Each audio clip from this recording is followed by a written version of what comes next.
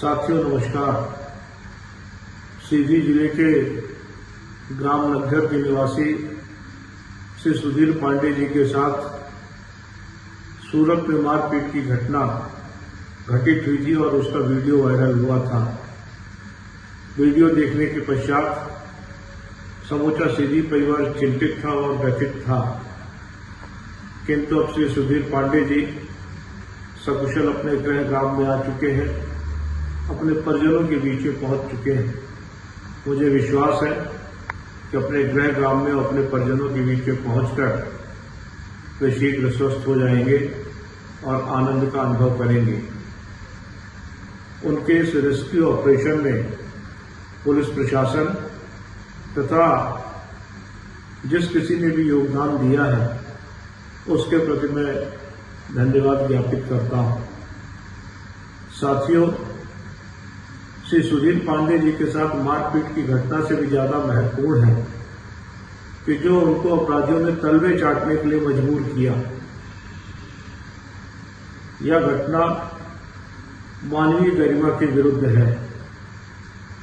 देश में यह नफरत और द्वेष की राजनीति हिंदू मुसलमान से प्रारंभ होकर अब सनातन धर्म के ही विभिन्न वर्णों में व्याप्त हो रही है, जिसका परिणाम है कि प्रत्येक 10 दिन 15 दिन के अंदर इस तरह की कोई न कोई घटना देखने सुनने को मिलती है।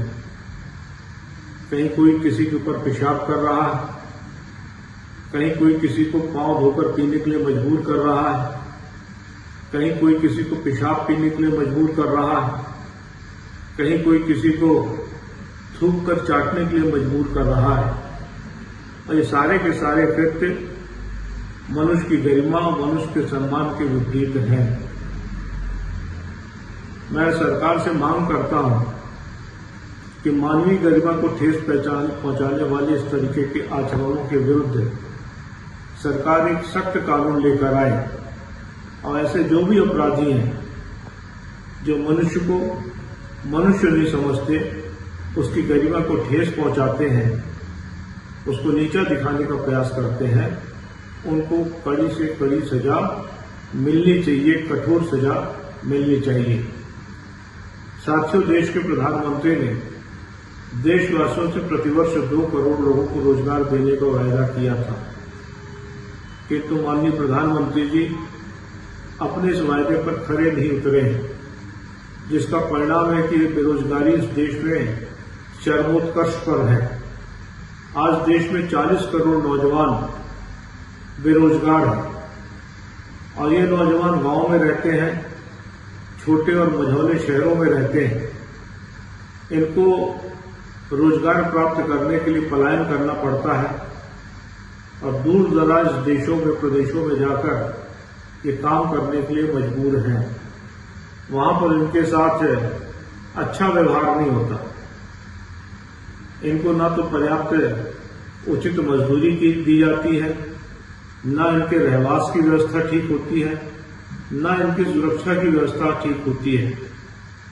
हमारे उत्तर भारत के लोग, विशेष रूप से अपने अंचल के लोग, सीधी, रीवा, सतना, शहडोल के, या तो अधिकांश मुंबई जाते हैं अथवा गुजरात जाते हैं।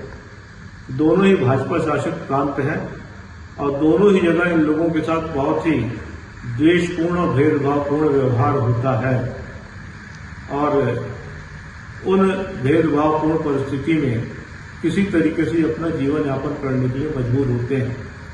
मध्य प्रदेश सरकार ने 2 वर्ष पूर्व विदेशों में रहने वाले प्रवासियों के लिए प्रवासी सम्मेलन इंदौर में आयोजित किया था, लेकिन ये देश के जो गरीब प्रवासी हैं उनके लिए किसी भी सरकार ने आज तक नहीं सोचा है। मैं ये मांग करता हूं कि सरकार इस दिशा में भी ध्यान दे, इन प्रवासी लोगों के संदर्भ में भी विचार करे, जो काम करने के लिए इस देश के ही दूसरे प्रांतों में जाने के लिए मजबूर हैं। उनको लेबर कोड का पालन करते हुए पर्याप्त मजदूरी मिले, उनको सुरक्षा व्यवस्था मिले, उनके रहवास की व्यवस्था हो। और सरकार की बड़ी छोटी सी योजना है, 1 नेशन 1 राशन कार्ड। मैं नहीं समझता कि किसी प्रवासी मजदूर को ये सुविधा उपलब्ध है। अगर ये सुविधा उपलब्ध हो जाए तो प्रदेश में ये महंगा राशन खरीदने के लिए मजबूर न हो और इनको सस्ते दर पर गल्ला मिल सकता है। तो साथियों, सरकार को इस दिशा में विचार करना चाहिए और इस दिशा में अगर संभव हो तो राज्य सरकार एक मंत्रालय का गठन करे और उस मंत्रालय के अधीन ये जो प्रवासी मजदूर दूसरे प्रांतों में काम करने के लिए जाते हैं उनके वेलफेयर की चिंता करें, उनकी मजदूरी की चिंता करें, उनकी सुरक्षा की चिंता करें, जिससे कि भविष्य में इस तरीके की घटना जो हमारे सुधीर पांडे जी के साथ घटित हुई है कभी किसी व्यक्ति के साथ, मध्य प्रदेश के नौजवान के साथ न घटित हो। बहुत बहुत धन्यवाद।